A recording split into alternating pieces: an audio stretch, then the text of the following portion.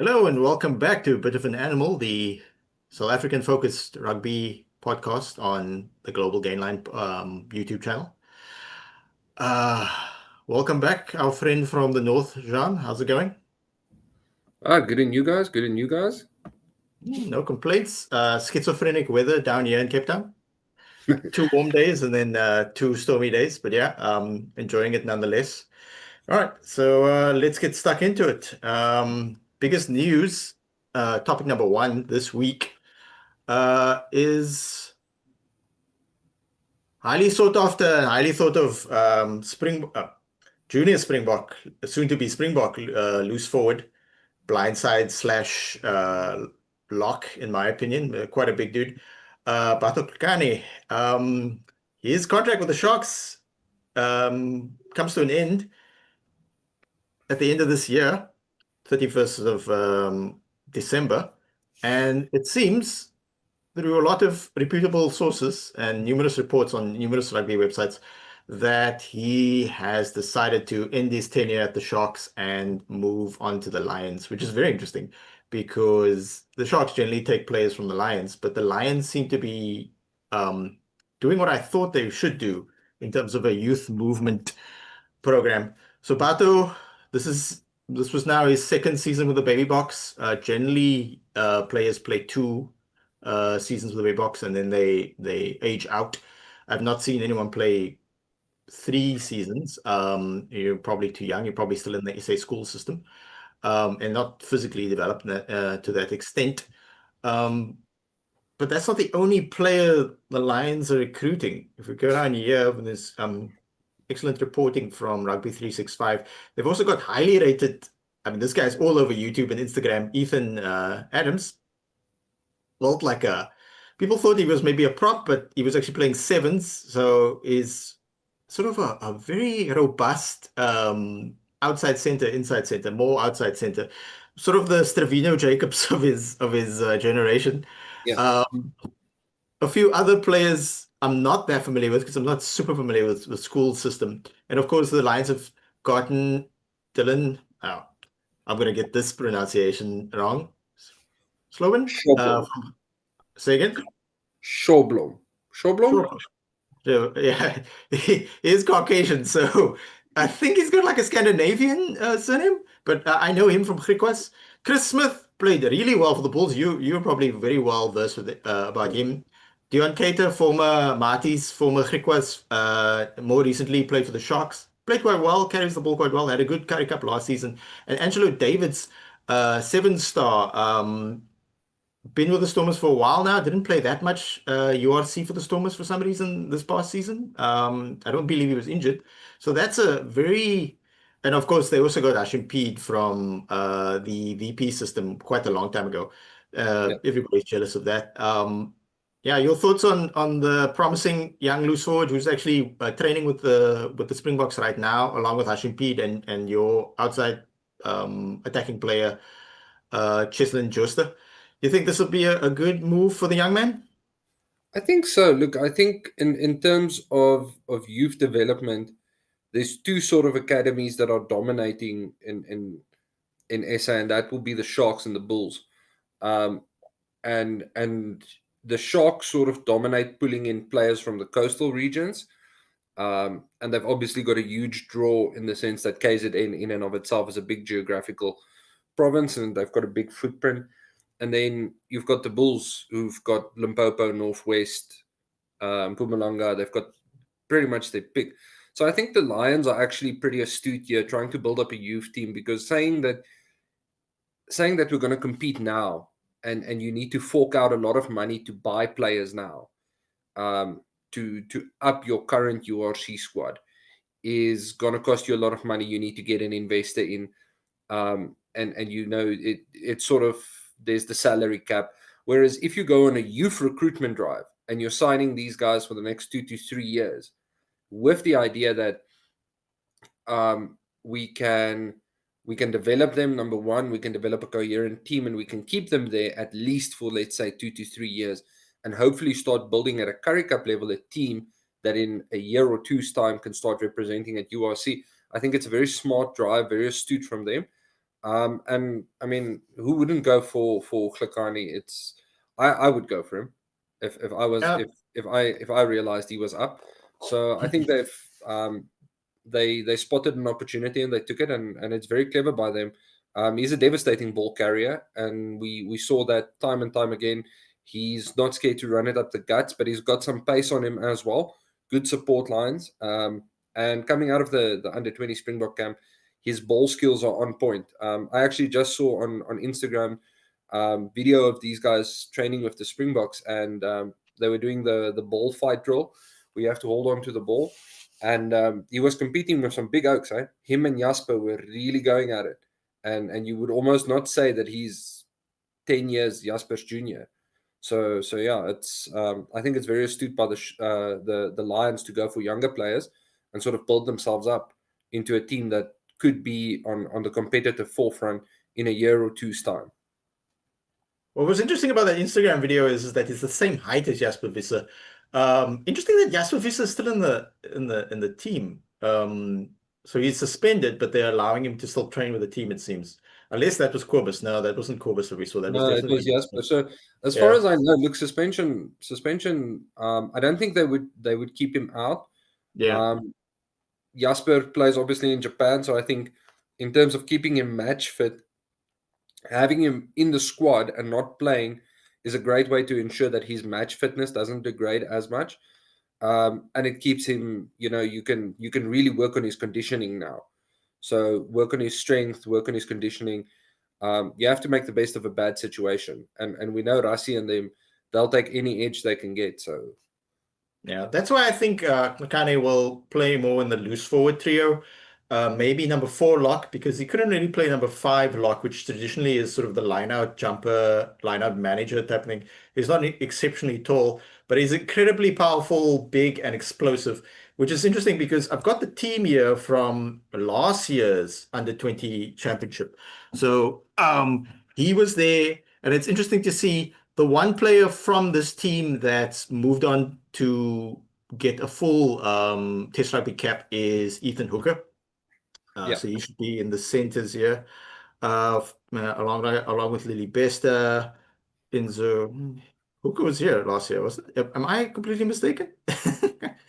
Where would they have put Ethan Hooker if he's not on outside backs? Ah, I must be mistaken. Ethan Hooker must have been a baby buck the year before. But I think then it was probably the year before then. Yeah, yeah. JF van Heerden, he played a lot of rugby for the Bulls this season at lock, yeah, this past season. So he's done quite well. Thomas Dyer hasn't played that much for the Sharks. Ethan Bester's already been the hooker. Ethan Bester has already been in Springbok training, so he's already been sort of tapped as sort of a player to watch that type of yeah, thing. And so Hlakani is here in the loose forwards. Yep. So this was his first year with the under 20 setup, playing both the under 20 rugby championship and then few games here and there, sort of warm up games, and then in Stellenbosch, and then the actual under 20 championship, aka the Junior World Cup. So yeah, what I like about looking back at these teams is that not everybody is going to break through at the same time, and people often cast players away just because Hlakani is broken already into is training with the senior Springboks doesn't mean that these other players aren't good. So it speaks to the quality of South African rugby because Hashim Peet is here. So that means he was in the system last year, was already with the Lions at the time. And Hashim Peet's obviously from Bukap here in Cape Town. Stormers and Western Province Board is very upset that he left, but you can't monopolize all the good young scrum-halves. They've still got Asad Moss in their team, and Asad Moss was in the baby box last year, but aged out, could not play this year. mm, So, like a guy like Ezekiel, I've not seen him in the setup at all, so I don't know where he is, but it speaks to the depth and it speaks to the idea of not everybody's going to break through at the same time. And it depends on your position as well and what union you're at. So the Lions could look at this team from last year and say, maybe we could get into contact with some of these guys and find out, oh, are you okay sitting behind senior players for another 2, 3 years and then moving through depending on your position? Because I mean, if you're playing props tend to be a bit more patient because your peak is maybe early 30s. So, Yeah. any thoughts on the previous season's under 20 squad? Yeah, look, I think as you said there, if you're gonna if okay, so let's start here. The one thing the Lions do get right, and I'll give them massive credit for this, right? The Lions have this ability to fight, and I really mean fight for the player next to you. And I think they play the most for from the South African franchises. Their players exhibit the biggest pride in the jersey and pride in fighting for one another, and they really take that fight serious. So I think having that sort of culture and bringing young guys into that culture is going to be fantastic for them. This under 20s team was stacked with a lot of talent. Um, I remember watching some of the games, and guys like Lorenzo Julius, and they obviously catch the headlines, but there were a lot of guys doing good work that might not get noticed immediately, and that's 100% fine.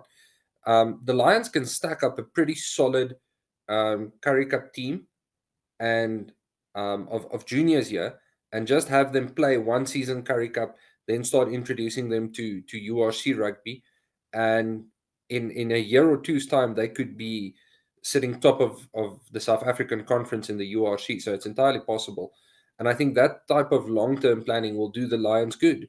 Saying let's get a bunch of junior guys in who are committed to us and committed to the cause, and we know they've got a good culture there. They've had their ups and downs the first couple of seasons in the URC, but right now I think their culture is in a pretty good space. So yeah, it's good. It's bad for the Sharks though, because the Sharks and Viapia seem to be losing younger players, and it's all good and well in the Sharks' case. You've got a lot of money backing you. You get to buy in star players, but it's sort of now hanging over your head. You're the Leinster of South Africa. When are you going to start bringing stars home? Yeah, yeah. This the pressure to win is major. Like different teams have different ways of building. I'd say Yeah, that the Bulls and the Sharks invest more in like proven players, whilst mixing in because you need a balance in your squad, whilst mixing in sort of a more youthful players just to replenish the squad and sort of a succession plan. Like a guy like Ethan Hooker has played 23 games this season, and I did do the research, and in South Africa players are capped at 32 per season. So Ethan Hooker, that 23 includes his one game for the Springboks. So yeah, I hope yeah, the Lions build in a different way. They can't buy outright. Well, you don't really buy players in rugby per se. It's very rare, but you can't recruit outright Finnish articles. So I can see the Lions being competitive and being that team that made three Super Rugby finals by investing smart and finding players on the fringes because they already got a reasonably balanced squad. Just maybe the yeah, players need a bit more time. The thing is that they'll keep those players and then they have to use it as a cycle. If they build a strong team that makes it into the URC playoffs and maybe even eventually makes a final, that type of thing, or even goes on to win the tournament, they would then profile those players. Those players would go on probably to play for the Springboks, and if they don't play for the Springboks, they're then even more likely to move overseas. So then the Lions will the Lions will just have to redo this whole process, and then there'll be a bit of a down season, maybe a season where they don't make the URC playoffs and or EPCR playoff in those tournaments, either rugby, the Champions Cup or the Challenge Cup, and then they'll just have to reboot. But I think what they're doing is smart. We do have a lot of loose forwards at the Sharks, so Hlakani was probably thinking, let me go to Joburg, let me actually get game time. yeah, Um, it's a moving. I mean, we look at a guy like Wandile Similani. He left the Lions to go to the Bulls. Didn't play that much, and now he's playing reasonably quite often at the Stormers. So yeah, I wish him the best. It would have been nice to keep him, but we're losing James Fenter. He's going overseas. Um, Kulisi is probably the last season with us, so it would have been nice to keep Hlakani to maybe take over from Kulisi or at least the balance of the resort. But we do still have a few of the players we'll highlight later when we look at the Currie Cup squads that have played this weekend. Yeah. The other big news. Oh, do you have another thought on that? No, I think yeah, there's not really much more to unpack here. So yeah, we can Hmm. move on. Okay. So yeah. Well done. So the other big news is that the Sharks have announced that two of their home Currie Cup games are going to be hosted in sort of not at Kings Park in Durban, but instead on the 9th, they're taking on the Cheetahs and they're going to have that at the Sugar Ray Olu Stadium. And interest is going to be free. Kickoff is at 10 past 5 Saturday afternoon. Um, this stadium is within the Durban municipality. It is a 16-kilometer journey from Kings Park. So I encourage everybody who happens to be in the Durban municipality or just KZN in general to go through. It should be a good atmosphere. So very, very forward thinking of the Sharks. The Stormers should do a bit more of that, play more at City Park and Athlone, play more at Athlone Stadium, where the women's Springboks played last Saturday and will be playing this Saturday again. Play more. Then obviously the Stormers and sometimes Western Province play at the stadium in Stellenbosch. So the next fixture that the Sharks have scheduled in a more uncommon venue is at the Woodburn Stadium, which I believe is in Pietermaritzburg. So that's a bit more of a drive. Tickets are not going to be free, but I am told that they will be reasonable. Everybody knows that the Comrades Marathon is between Durban and Pietermaritzburg. So if you want to run to the stadium from Durban, you are more than welcome. Um, yeah, good. Very forward thinking of the Sharks, in my opinion. Do the Bulls ever play in anywhere other than Loftus, John? No, not really. I mean, I think we had a game last year during the URC regular season where they couldn't play at Loftus. We ended up playing at not even at a stadium. I think we played in a at a high school grounds, and everyone was actually kind of amped that the game was not at the stadium. And I think if you look at the example the Sharks is setting here, and I've read a couple of comments on Reddit and other spaces, everyone's in pretty much agreement that the Sharks at Kings Park Stadium is currently putting out the best match day experience that you can ask for in SA in terms of catering for the whole family. I know they've got the pool, they've got the kiddies area. So I think in terms of catering for the family, the Sharks are really putting up the best match day experience where you can go as a family of 4 or 5. You can have a great time. You can watch the game, and taking it away from Kings Park to more rural areas or to smaller stadiums, I think sort of brings back that traditional love of rugby. So I'd be happy for the Bulls to start playing. Sounds silly, but there's more than enough high schools with hugely with huge fields properly looked after, um, big seating areas. Sort of to a Pretoria a bit. Take the game back to the community. And then you don't end up with a 50,000 seater stadium, which looks incredibly empty because you've got a 10,000 head turnout. I think it would be hugely successful. And definitely, I think all the unions should follow this example. Take the game to the schools, especially at Currie Cup and your URC derbies. Take it to the schools, take it back to the communities. And, I think bring back that genuine feeling of, I don't want to say small town rugby, but old school rugby where, the town turns out for the big game.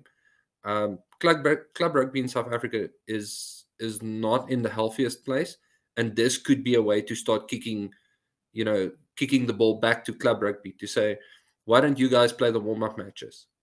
You guys play the warm up matches. We're coming back to the small towns, small communities. We'll play the big match at the end of the day. Yeah, I think it's really a great initiative, and I firmly stand behind rugby being accessible to everyone. Rugby should not be gate kept by your economic status. It should be accessible to everyone. So I think it's a great initiative by the Sharks. Yeah, I look forward to it. I think it will be a really cool atmosphere. I look forward to seeing it on TV. So now we pivot over to the results of round one of the Currie Cup Premier Division.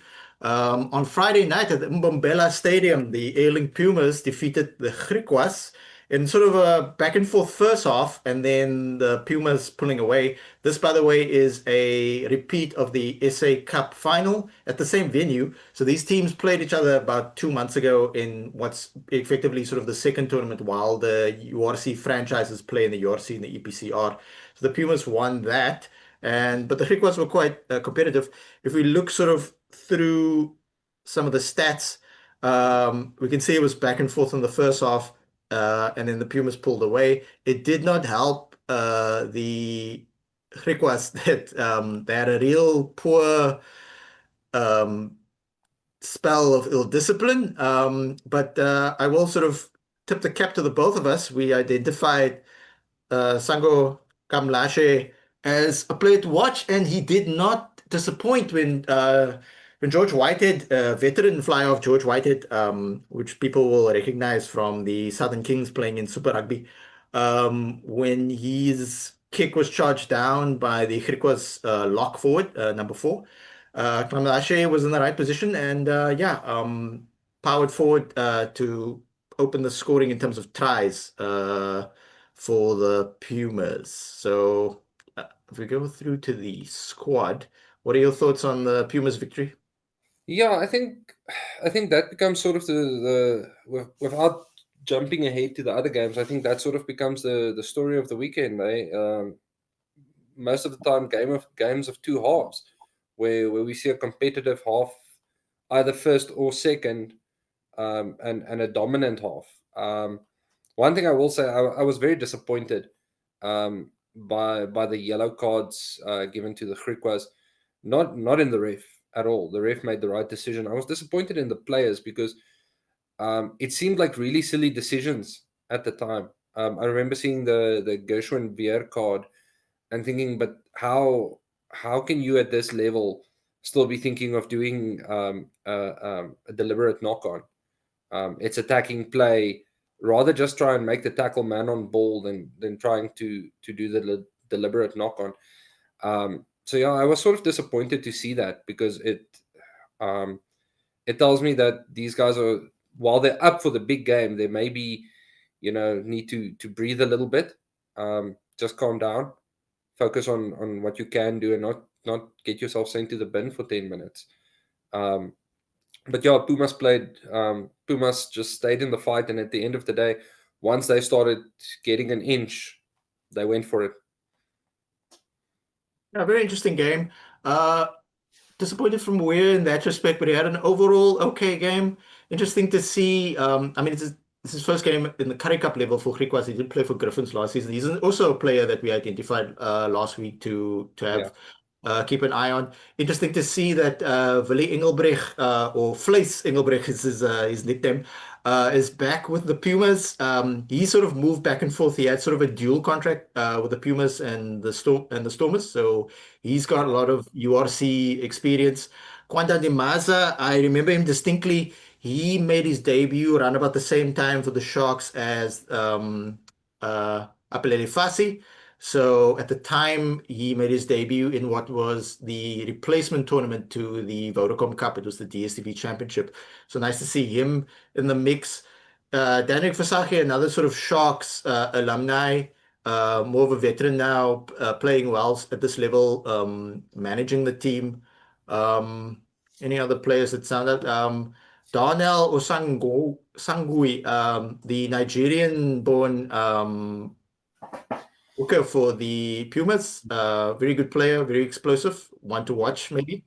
Um, Leon Lyons, a lot of Stormers also had sort of a dual contract with the Stormers as well, but mostly plays for Griquas.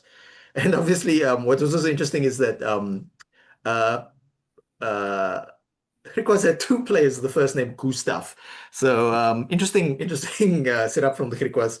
The Griquas are just outclassed because the Pumas are so good. The Pumas are the fifth best franchise in South Africa. They people would think, oh, the Cheetahs used to play Super Rugby, the Cheetahs used to play in the Pro 14. They were probably the fourth best union in South Africa.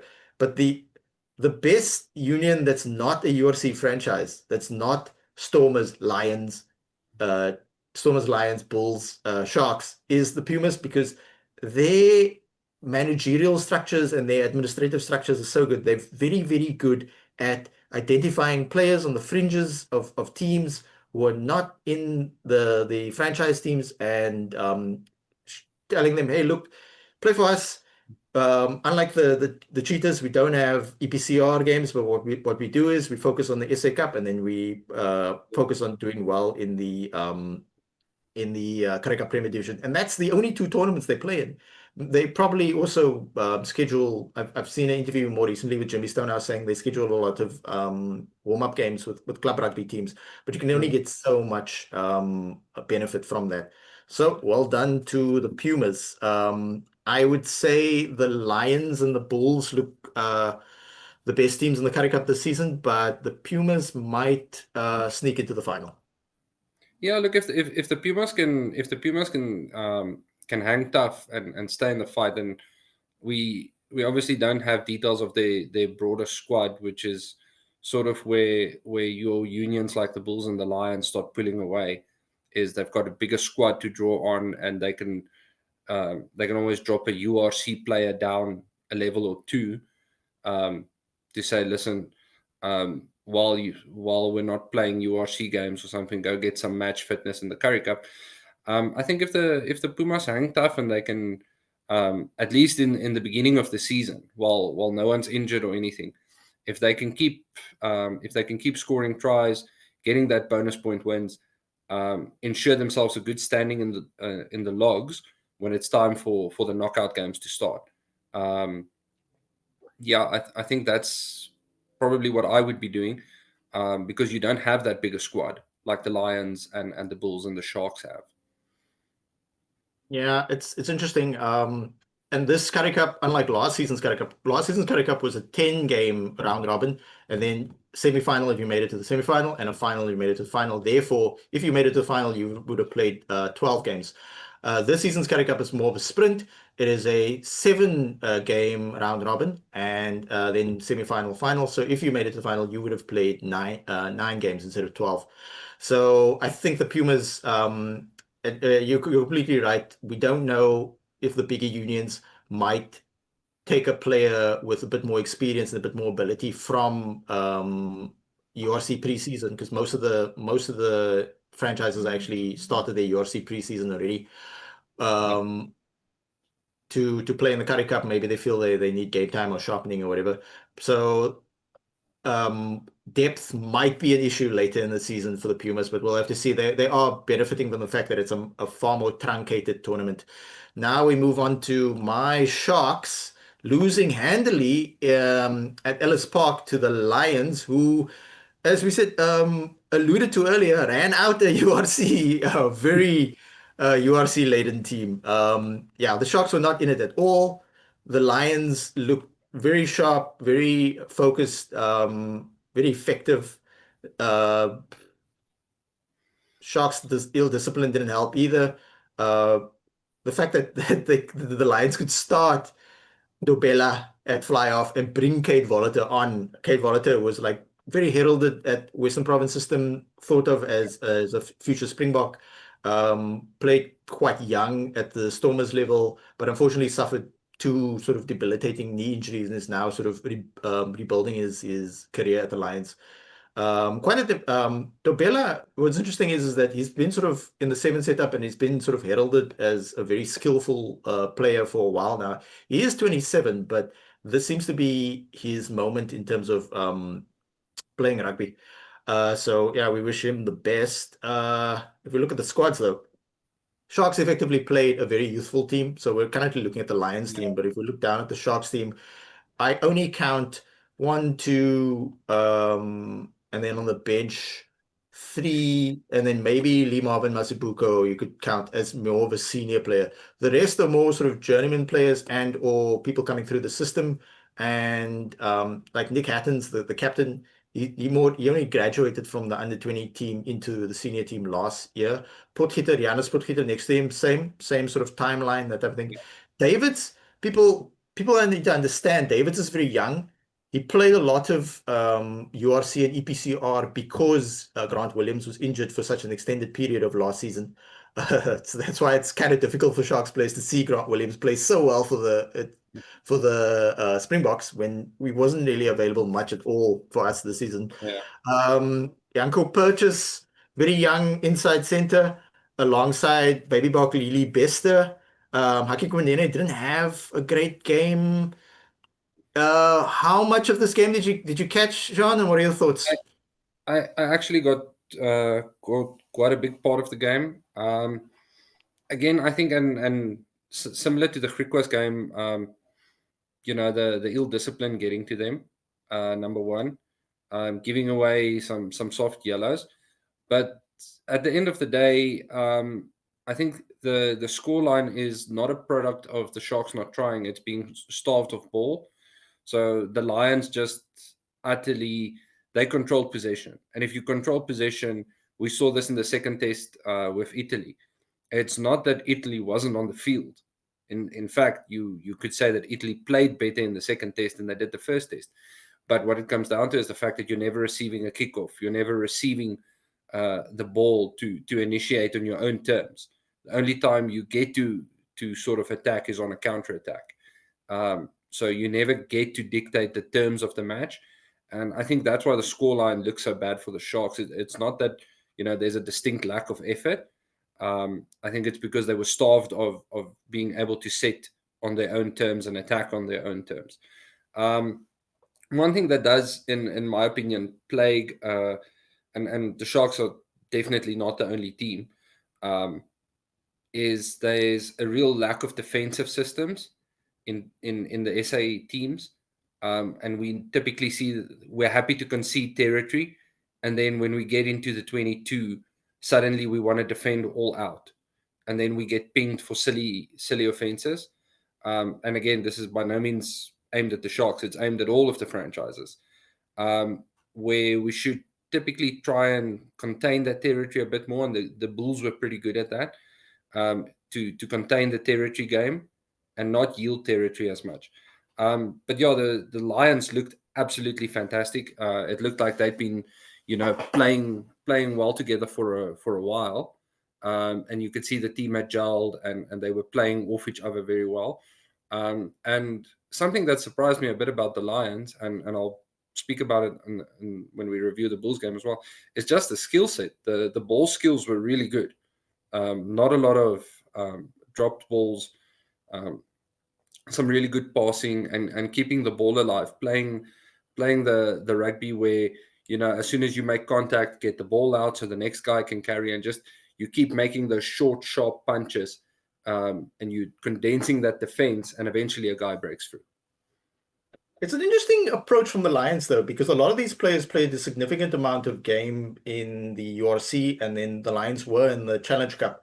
Although they lost in the first round, knockout round of Challenge Cup, if I'm not mistaken, they did not make the URC playoffs. Therefore, they only played 18 URC games.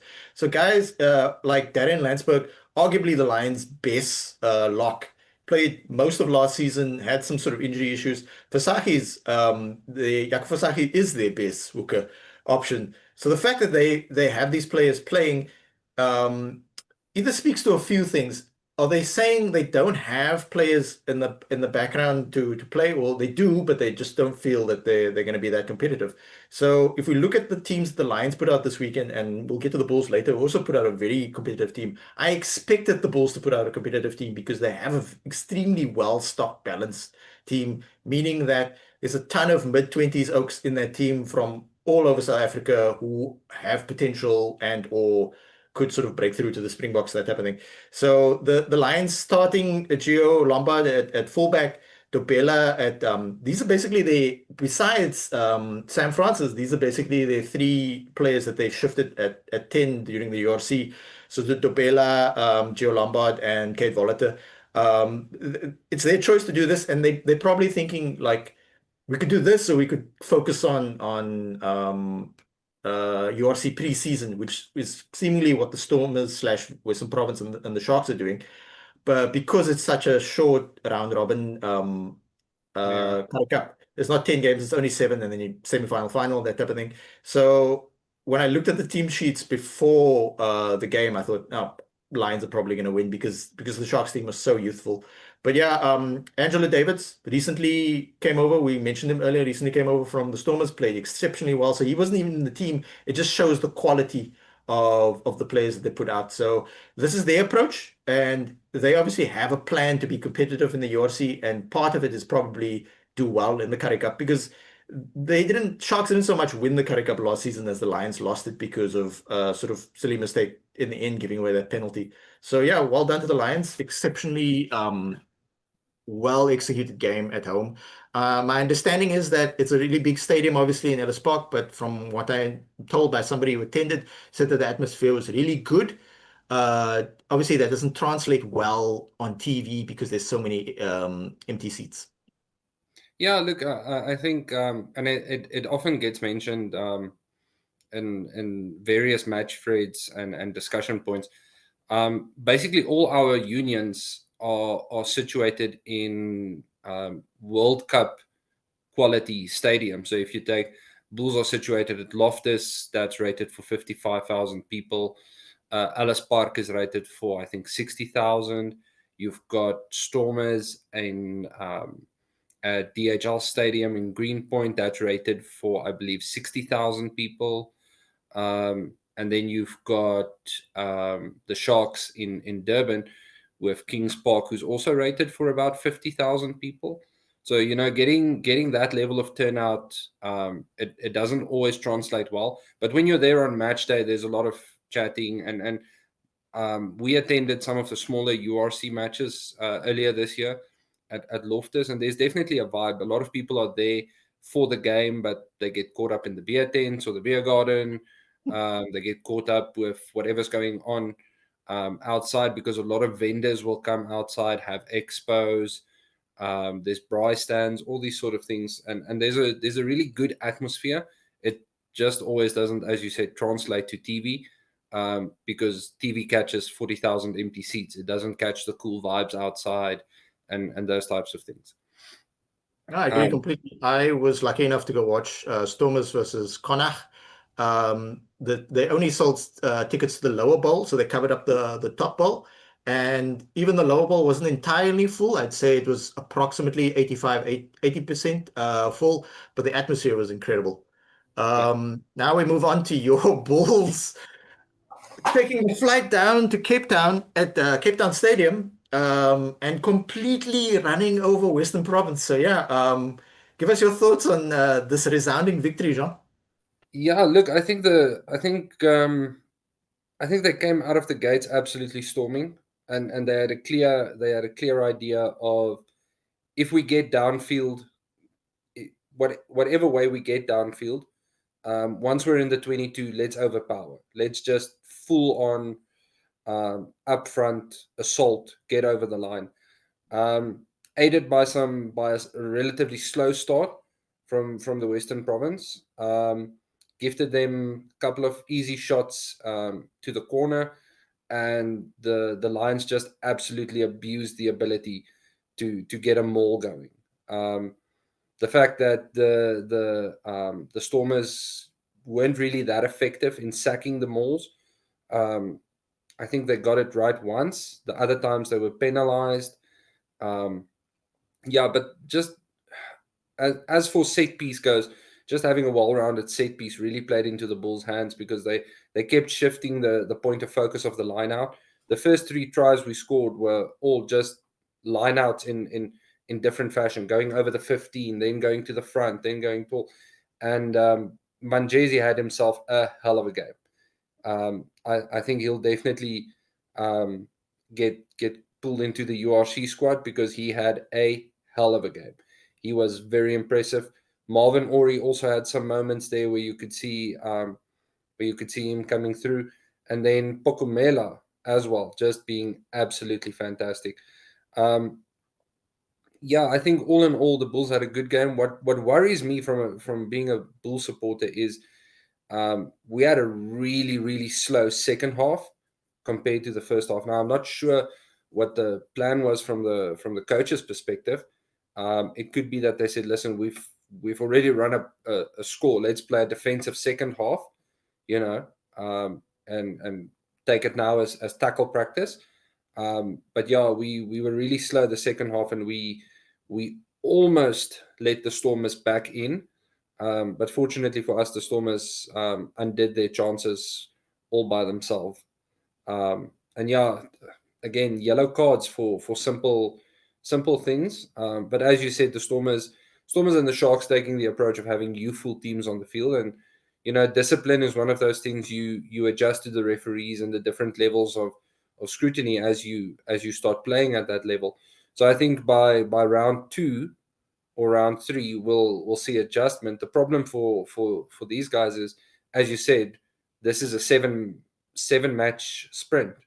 So if you're only adjusting to the discipline at match three, you don't have a lot of time to play catch up here.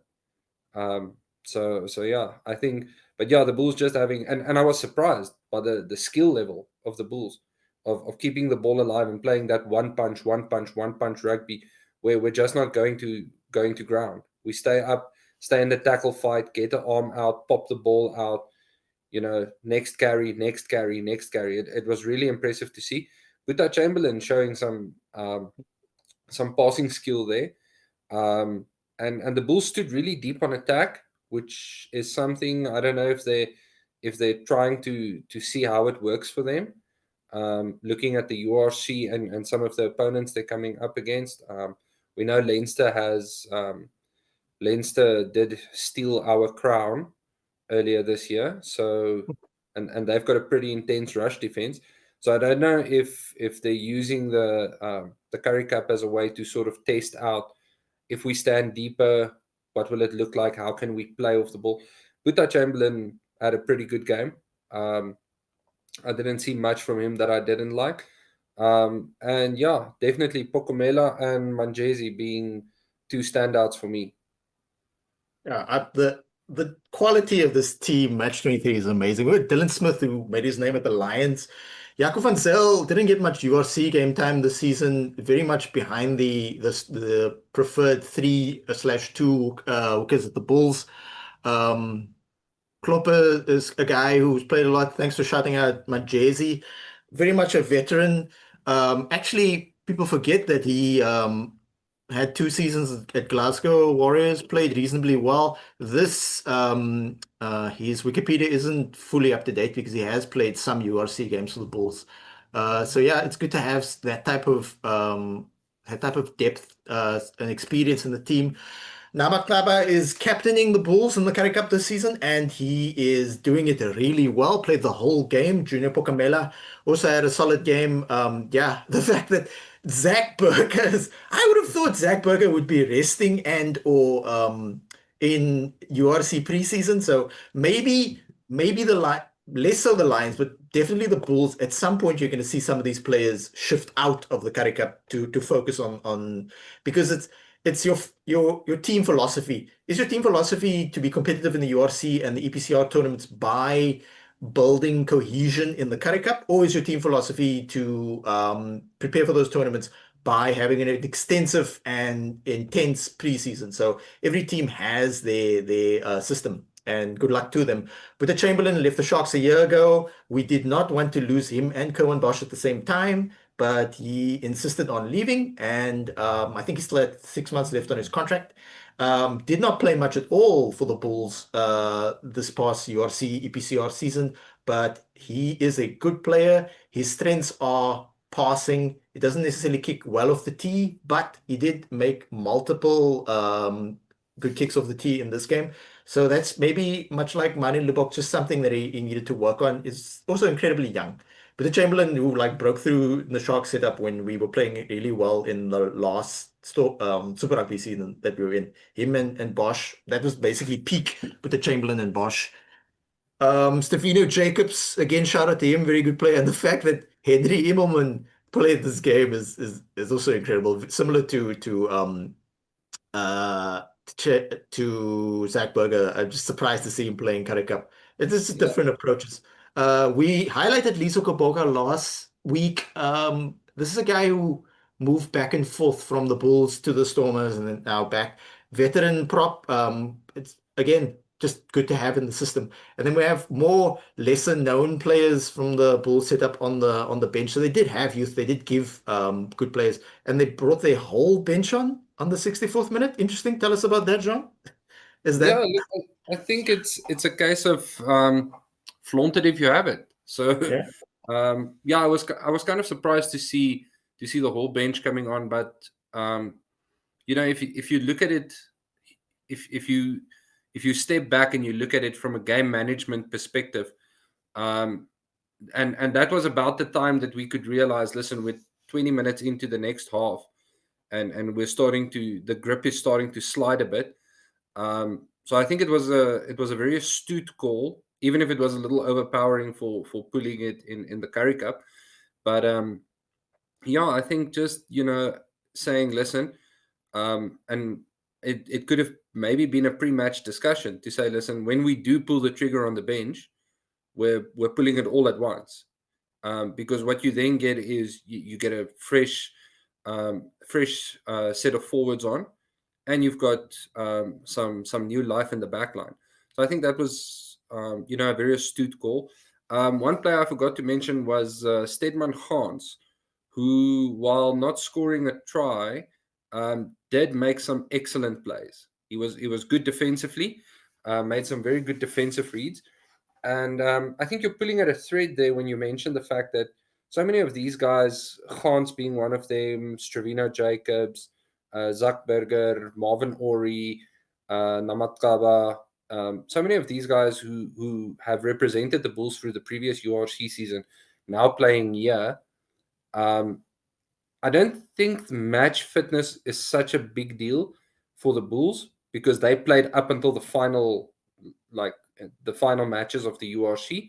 So their players are pretty fit. They haven't had a very long or a very long time to drop off in terms of fitness, and especially with a lot of them being pulled into the Springbok training camps.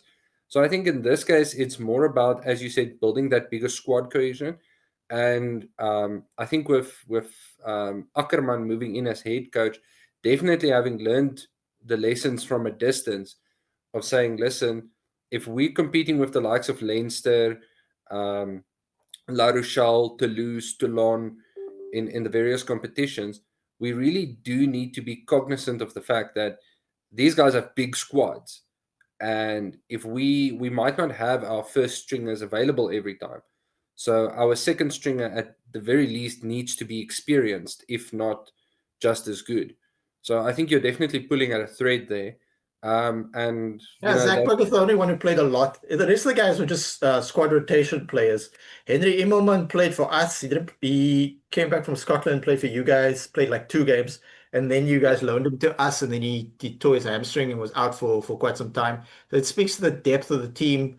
And they probably told these guys, look, you're not gonna maybe if you don't play that much in URC and EPCR, you will get game time in. And we just saw earlier that the cap is 32 games a season. So these guys are going to be well below that cap. So the thing is yeah, that you want them to play. Every team's going to have to choose their approach, and if they feel like once the more senior players come in, these guys aren't going to play that much as well, then they might as well just play them in the Currie Cup. Which speaks to when I looked at the Bulls squad at the beginning of last season before the URC or EPCR started, just when the Currie Cup ended because the Bulls lost to the Sharks in the Currie Cup semifinal. I looked across the team and I was like, wow, this is a well-balanced team. And then if you have a well-balanced team, you can do something like this. You can then use the Currie Cup to build momentum and instead of sort of play what is effectively a mix of youth and some veterans yeah, here and there, like the Stormers slash Western Province, as well as some sort of club rugby standout players and sevens guys mixed in, you can actually put out a very competitive team. Yeah. yeah. No, definitely. So yeah, I think it's going to be an interesting season, and especially with the Currie Cup being a sprint competition. Yeah, you have to make your you have to make your start quite early. Mm. Yeah. So they might have thought like, look, this is how we're going to prepare. We're going to give these guys game plan. We're gonna play hard. The game of the week. Boland Cavaliers in Wellington defeating the Cheetahs, the Toyota Cheetahs. What a game, John. I'm in the province that this game, not the municipality, but I'm in the province that this game took place. I was not able to watch it live. I have been to Boland Stadium on multiple occasions, but I have not been to it where the atmosphere was that good. And this is just from me watching it on TV. So well done to the Boland Cavaliers. Yeah. Like first year back in the Currie Cup Premier Division, playing at home, playing against the Cheetahs team who play in EPCR tournament in the Challenge Cup, and we put out a reasonably good team. This was the most well balanced game of the week. Yeah. Boland would pull away, Cheetahs pull it back. Boland pull away, Cheetahs pull it back. And right at the death, it looks like the Cheetahs, with their experience and ability at this level, were going to actually win the game. But then the Boland Cavaliers score a try after the 80th minute. Your thoughts, John?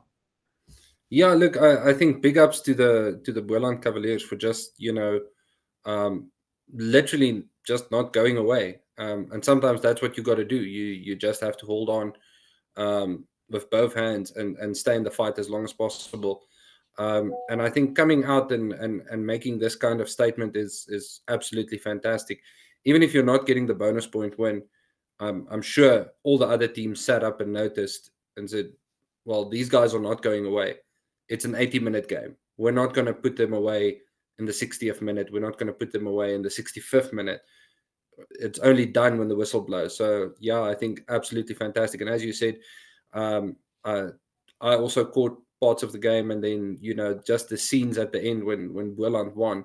I think it's fantastic. And as we said earlier, bringing that sort of that liveliness back to club level or small town rugby is absolutely fantastic, and it means so much to the players. You could see it meant just so much to them to be able to stand up and hold their heads high to say we won on our home ground, we won for the people of the community. Yeah, absolutely fantastic, just fantastic. Yeah, if we look through the Cheetahs team, the Cheetahs team is more recognizable. There are players here that I'm more familiar with. Well done on debut for Makaza, who did some of the kicking, but he also shared it with Koen Jasper. Yeah, Daniel Martin's been in the Cheetah setup for years. What a veteran. Clayton Blommetjies rejoined them permanently from Western Province. That's also quite interesting. Yeah, incredible game, nail biter, great atmosphere. It was a capacity crowd. It's also worth noting that the Boland Cavaliers, not too long ago, about 2.5 years ago, did receive a significant sort of investment from outside consortium. So they've been building towards this moment, and hopefully they'll kick on as well. It's healthy to have as many. There are 14 rugby teams, aka unions in the rugby union in South Africa. And it's healthy that all of them are run well, are well invested, and like use their funding in a productive manner. So a healthy Boland Cavaliers, a competitive Boland Cavaliers is good for broader rugby. And we'll look briefly at this is the Currie Cup Premier Division. We'll look briefly at the Currie Cup First Division, which actually concluded this weekend. So yeah, we'll move on from that. Well done, Boland. It'd be interesting if when they have more home games, if the atmosphere keeps up. I suspect it will. All right.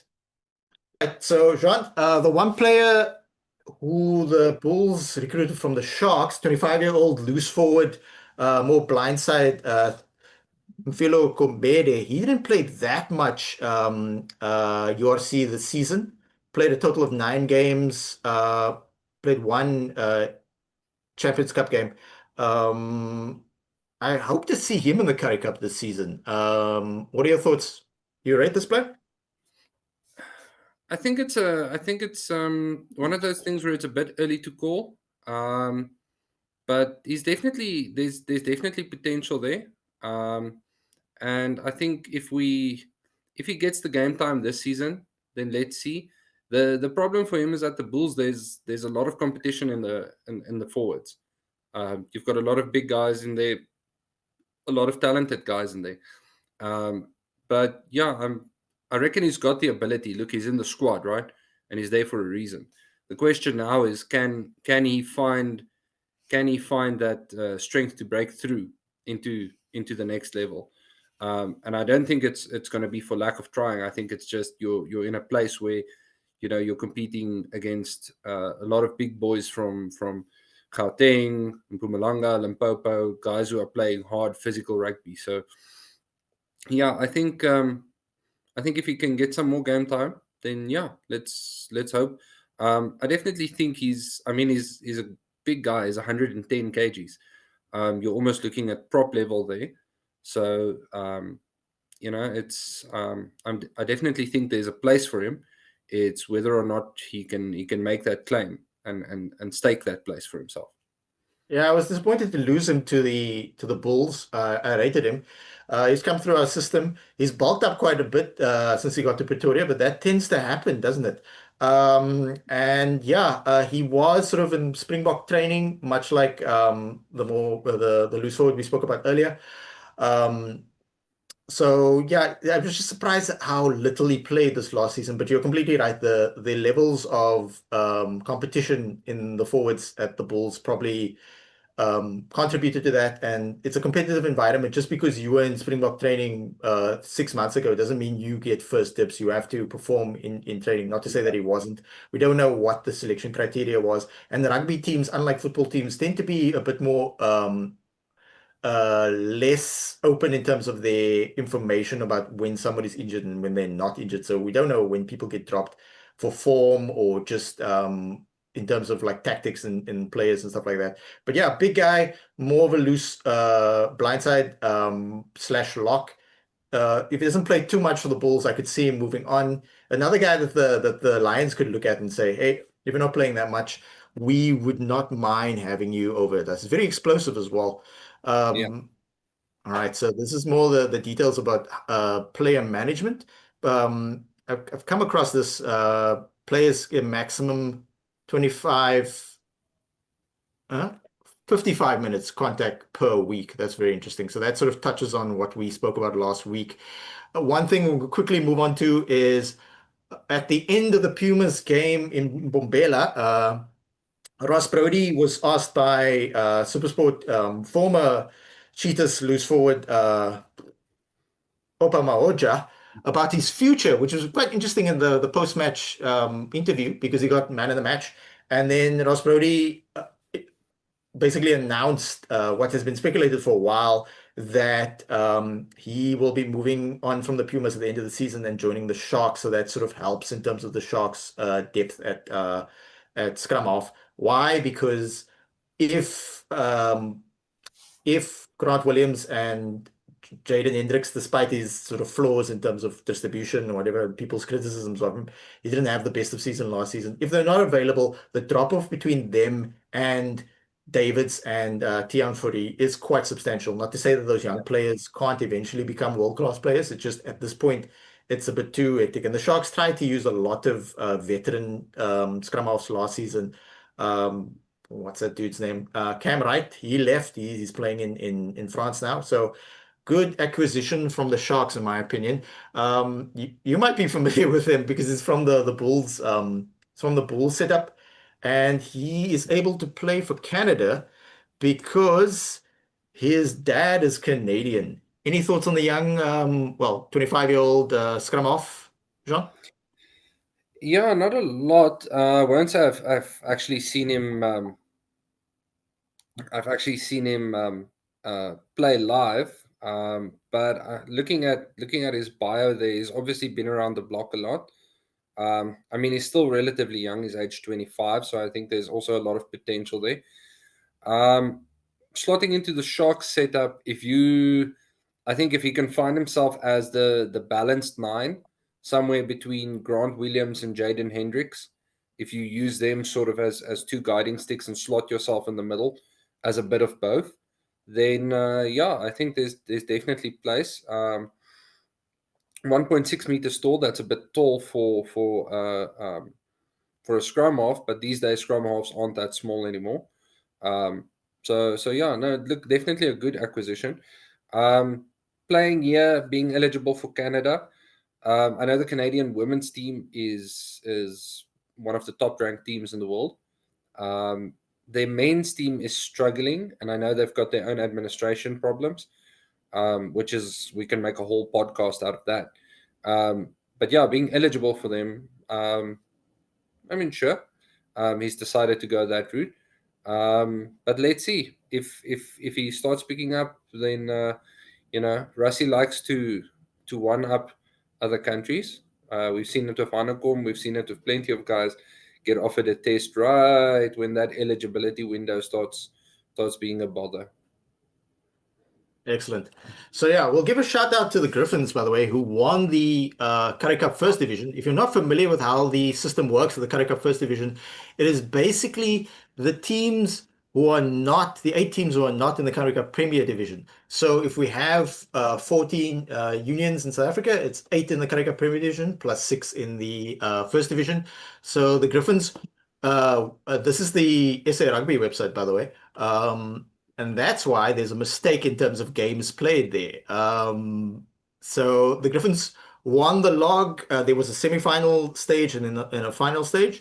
So the Griffins then faced the Falca in the final because they both won their semi-finals. Yeah, So if it works on the standard thing, it was Griffins versus Leopards, and then Falca versus Eastern Province Elephants, which is good. It's good to see this, considering the sort of reports of the state of the Eastern Province rugby. It's good to see they have one competitive team. They do. Eastern Province does also have the Border Bulldogs, and the Southwestern Districts Eagles are actually in Western Cape. So that means that the Western Province, Boland and Southwestern District Eagles are all in the same province. Southwestern District Eagles are based in George, which is so far east in the Western Province. It's practically Eastern Province. So well done to the Griffins. Let's look at their squad. Yeah, I understand. I didn't catch this game, but I understand it was quite competitive. Any thoughts on the Griffins? Because the Griffins are based in Gauteng. Sean. yeah. Look, I think Oh, I my think my apologies, apologies. Griffins are Eastern Free State, Falco, Gauteng. I do apologize.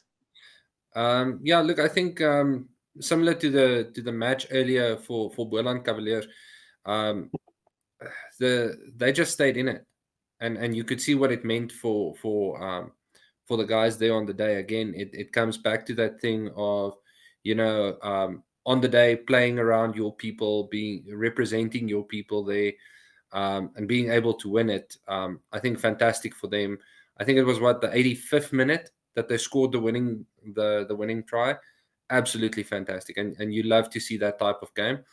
Um, yeah, it was a real blow trader. I didn't catch all of the game. I got some of it, but yeah, it was really blow for blow, going this way, going that way. It was a very hard match to pin down, and going into those final minutes, you were wondering, it was real nail biting stuff because you didn't know if they were going to pull through, but then they managed to dot it down in the corner, and yeah, just fantastic for them. You could see the crowd loved it. Everyone loved it. Massive celebrations. So good for them. Yeah, I think in terms of the smaller divisions of rugby, this is you couldn't ask for a better final in terms of some of the smaller divisions of our rugby, and it just shows you the great state that South African rugby is in, and we shouldn't get caught up in what could be and miss out on what we currently have. Yeah. For them, people might think like, oh, why are we highlighting the first division? But the thing is that all levels of rugby contribute. These teams like the Griffins of the Falca are where the teams like Boland and Cheetahs and Pumas actually find sort of raw diamonds and that type of thing. Uh, Sort of uncut diamond type thing. For example, Gershon Ware was at Griffins and now he's at Griquas, that Yeah. type of thing. Sango Klamlashe was at Griffins, and now he's doing really well at outside center for Pumas. So they, there's a system. There's so much rugby in South Africa. There's Varsity Cup, there's Varsity Shield, there is club rugby. So and it all contributes to the health of rugby in general, but the Springboks as well. So now we'll move on to previewing the Currie Cup Premier Division second round. So on Friday night, tomorrow, we're recording this on Thursday evening. Cheetahs will be hosting the Pumas. And then on Saturday, we've got two games. We've got Lions hosting Western Province. Very interesting. Probably Lions destroying Western Province. Bulls are hosting. It's actually Jean versus me this weekend. Bulls have not announced their team as of yet, as of recording, but the Sharks have put out a slightly better team. We'll look at the Sharks a little bit later. And then over in Kimberley, it's Griquas hosting their first game of the season against the Boland Cavaliers. Any thoughts on the four games this weekend, Jean? I'll put my head on a block and go Pumas, Western Province, Bulls to edge it at the Def, and Griquas to beat Cavaliers. Interesting, yeah. Yeah, I'm also thinking the Pumas are gonna go to the Free State and beat the Cheetahs. Could be a tight game. I look forward to watching it tomorrow night. I don't think it's Yeah. going to be a runaway. It's going to be a runaway that match. I think the Pumas will try and drag the Cheetahs down. Mhm. But I could definitely see them edging it. Yeah, the Cheetahs aren't doing themselves any favor in terms of trying to get into Super Rugby by not necessarily being that competitive in the Currie Cup. They did make the semi-final of the Currie Cup last season, though, to be fair. So they had one bad game and they lost at the death to Boland. So I'm not writing them off just yet, but yeah, Lions will definitely beat the sort of mix of youth team slash club rugby Western Province team, unless Western Province between us recording this and the announcement, Western Province put out a more formidable team. Bulls versus Sharks. Sharks slightly better team. Bulls haven't announced their team yet, but if the Bulls play a similar team to last week, the Bulls will edge it, but it will be somewhat more competitive. I'm thinking you guys are going to win by 20 points instead of 40. Griquas Cavaliers is probably the most well-balanced game for this weekend. Yeah, Let's actually look at the squads that the Pumas have announced. James Verity, that name stand out to some people. From a guy born in Kroonstad, played for many Australian team. Played for the Force, played for the Perth Spirit. If you're not familiar with Perth Spirit, it's basically the feeder team to the Force. Played for the yeah, Brumbies, one game though. And then returned to South Africa in 2020, sort of COVID time. Played for yeah. Griquas, had a bit of a time at the Bulls, and then not so much at the Bulls, and now he's back at the Cheetahs. Any thoughts on that player and the broader squad of the Cheetahs, John? Yeah, I think they've got a pretty decent team considering the sort of environment that they're facing. I mean, we know that they're trying to break into Super Rugby, and as we discussed previously, there's ways of making it work and making it not work. I think the biggest problem probably for the Cheetahs is similar to some of the other unions. It's that struggle of being able to hold on to players. Cheetahs are the sweethearts of South African rugby, and we all love the Cheetahs for delivering some of our great players. Um, but I think these days it's becoming financially difficult for them to hold on to certain players. So yeah, I think it's about as good a squad as they could put out. But let's see. Where I mean, the Cavaliers had to go to the Def to beat them, so they're definitely not a team that's going to go away. But yeah, I think it's an interesting match. Again, I'm just giving it to the Pumas. Could be it could also go to the Cheetahs. It all depends how it goes down tomorrow night.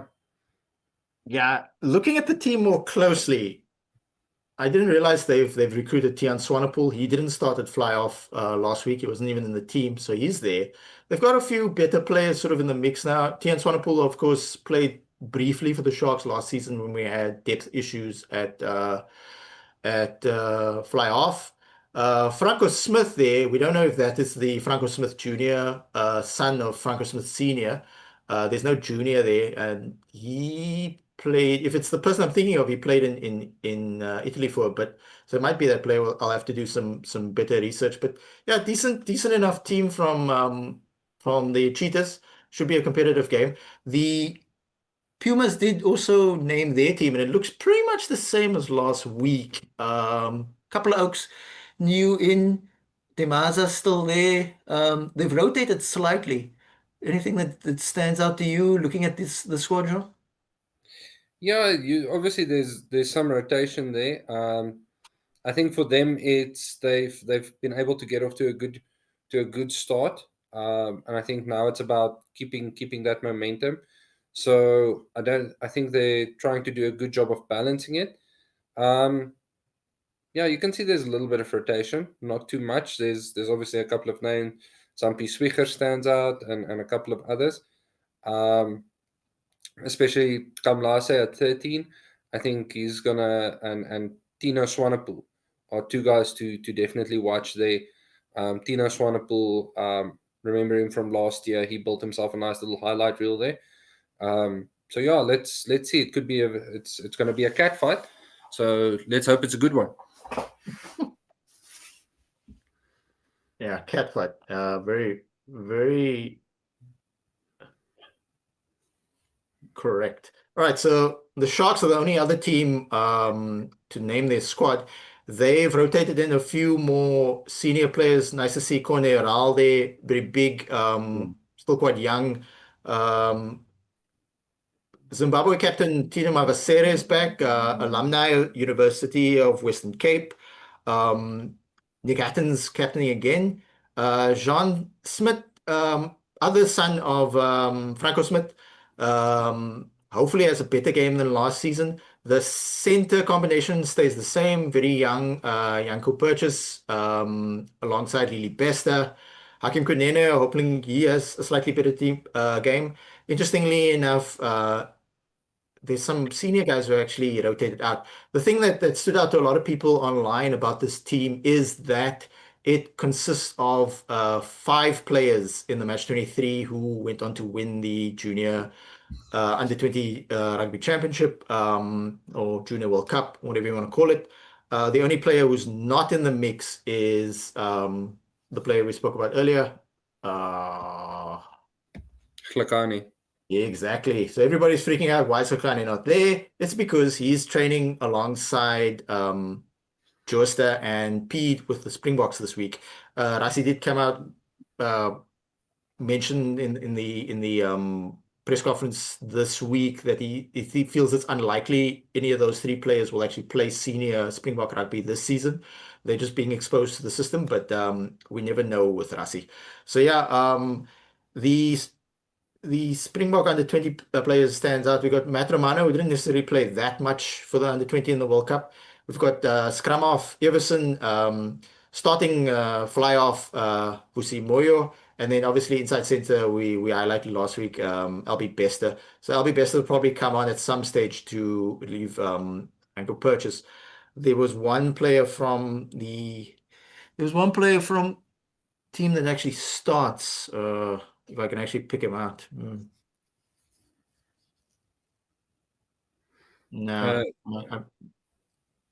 No, that only comes to four. I might have been mistaken in saying there were five. Um,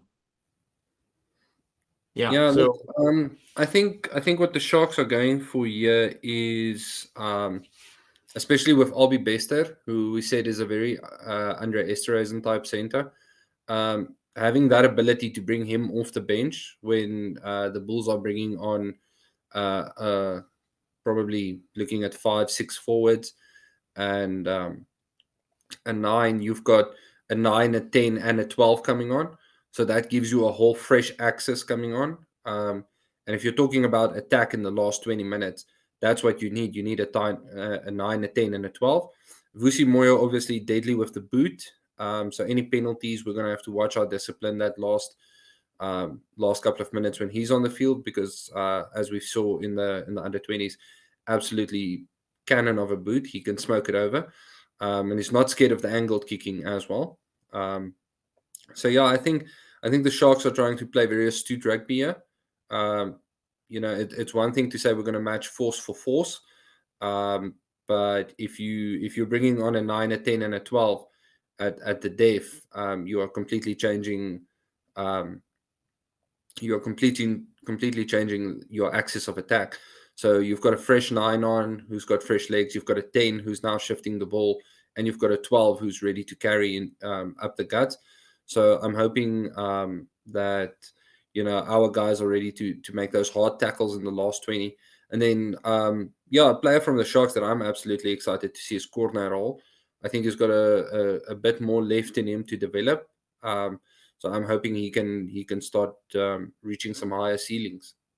Yeah, Conrad's a unit of a player. He Yeah. broke into the team 2 seasons ago, played URC then. He actually played less URC and EPCR this season than he did the previous season. And that's something that we need to highlight for a lot of players. Progress isn't linear. You'll go up a little and down a little. You'll get injuries. There's competitiveness in the squad, illness, all that things, ill discipline, that type of thing. And young players need to go through those ups and downs. Not everybody is getting to make the Springboks at a very young age. Not everybody is Sasha Feinberg and Ngomazulu, but players can still contribute to the broader rugby, or at least have a very successful rugby career even if your career isn't like a rocket ship. The one player I mistakenly didn't highlight was the prop. Ngubese, he's also an under 20 World Cup Oh winner. yeah, So yeah. yeah, that's the one guy we missed. All right, so that concludes our podcast for this week. Uh, I'm remiss as I did not mention, please like and subscribe to the YouTube page. Yeah, if you got to the end of the podcast, please write in the comments end. Yeah. Shout out to our first ever comment tree, Seamus McGuigan. Someone I'm familiar with, so shout out. Thanks, Seamus. Jean, any final thoughts? Yeah, look, I think when it's easy to get lost in the glimmer of Test rugby. It's Test rugby season. We're certainly seeing the glimmer of Test rugby down under, with penalties and non-penalties. But we won't dive into that. But yeah, I think the for us South Africans, the Currie Cup and its various divisions is something to tie. It's something more than just a tide over to the next Springboks match. This is community rugby at its best, and we should absolutely try and make the effort to go out there to watch it on. If you can watch it on the TV, watch it there. But if you can go to the stadium, please do. The players love it. You'll love it.